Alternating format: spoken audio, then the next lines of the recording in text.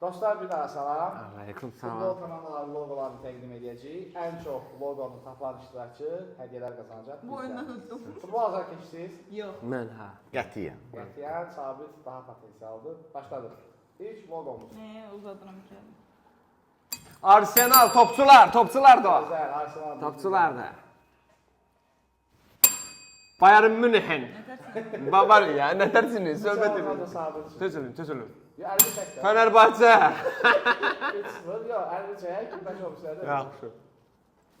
Galatasaray. Molada. Gözəl, Lamina bir xal, 3-1, tamam. Mən onlar gedim mütəsim gələm. Lazio. Yox, səhv gəl. Ana şey deyim, Manchester City. Ha, sen bir de Manchester City. Tamam, edelim.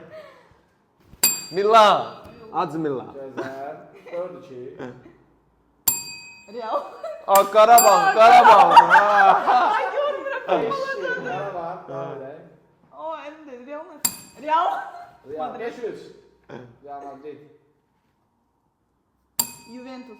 Gözəl, 5-4.